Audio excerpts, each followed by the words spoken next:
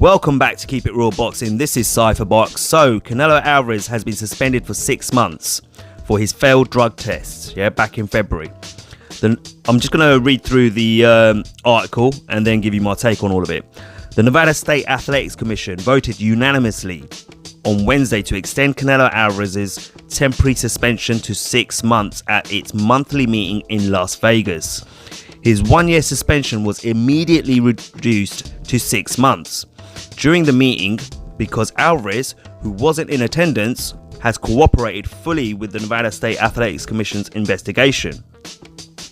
Alvarez acknowledged that Clenbuterol was in his system when he twice tested positive in February. But the former super welterweight and middleweight champion didn't admit intent to use the banned substance. Commission regulations called for Alvarez to be suspended for a period of between 9 and 24 months for what was his first performance-enhancing drug-related violation. The suspension is retroactive to Canelo's first positive test for Clenbuterol on February 17th, which means it should end after August 17. That could allow Alvarez to reschedule his middleweight championship rematch against Gennady Golovkin for September 15th, assuming Alvarez continues to adhere to the Nevada State Athletics Commission's testing policy for performance-enhancing drugs. The Nevada State Athletics Commission also voted not to fine the Mexican superstar for twice failing tests for Clenbuterol on February 17th and February 20th. Those tests were administered in Mexico by VADA. Alvarez claims meat contamination, a common problem in Mexico, is responsible for Clenbuterol turning up in his system. He was temporarily suspended by the Nevada State Athletics Commission on March 23rd, which led to his second fight against Gennady Golovkin getting cancelled. Alright, here's my take on this one. I've done plenty of videos on this now where I've talked about it, and you know what? It's played out exactly how I saw it would play out. I said Canelo Alvarez should be banned, and the reasons I'm going to give you the short version. If you want to see the long versions in terms of what I've said in the past about this whole situation, go and check out the other videos. I will, link them as end screen annotations at the end of the video as well, so you can have a little listen to what I had to say in the past. But short and sweet, we don't know whether it was contaminated meat. Canelo Alvarez cannot prove that it was definitely it was contaminated meat in his system. At the same time, it can't be proven whether he was on a 3 or 4 month cycle of use of Clenbuterol, and those trace elements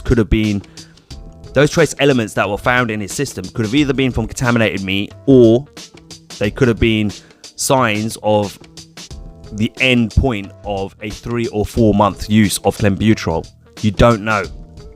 And that's why I said he should be banned for 6 months, and during that 6 months he should be rigorously tested by the Nevada State Athletics Commission, and he needs to be tested a lot.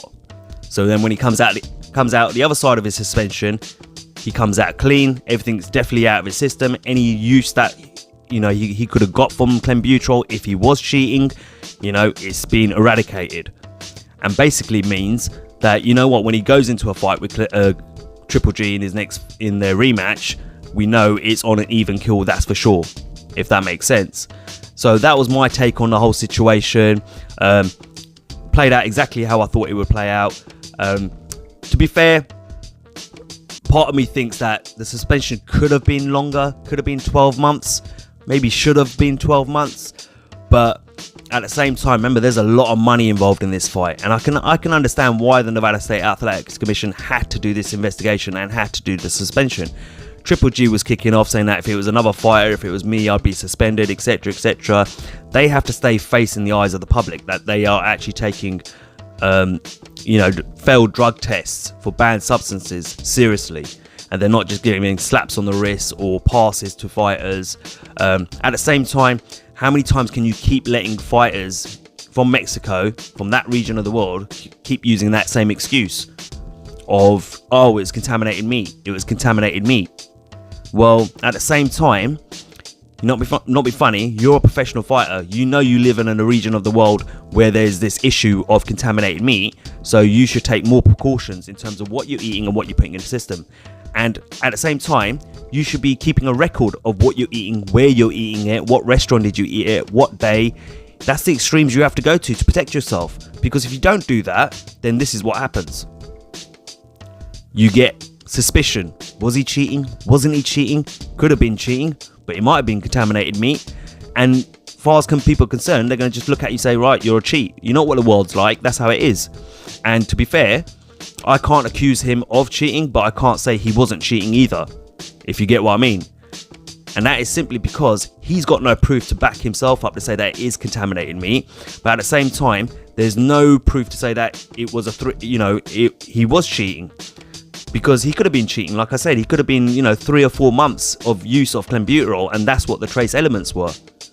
Or it could have been contaminated meat, and that's what the trace elements were showing. So you've got to use a bit of common sense. So I've had some people jump on my video saying that I'm hating. I'm not hating. Yeah, I actually like Canelo Alvarez's style of boxing. I enjoy watching his fights. I don't have favorite fighters. I don't have allegiances. I just keep it real with you. And when you're looking at it from an objective point of view, and you're looking at it without the bias, and you're looking at it through an unbiased set of eyes, this is how it sounds like.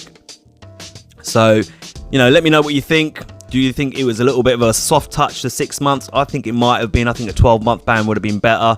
But let me know what you think. Leave a comment.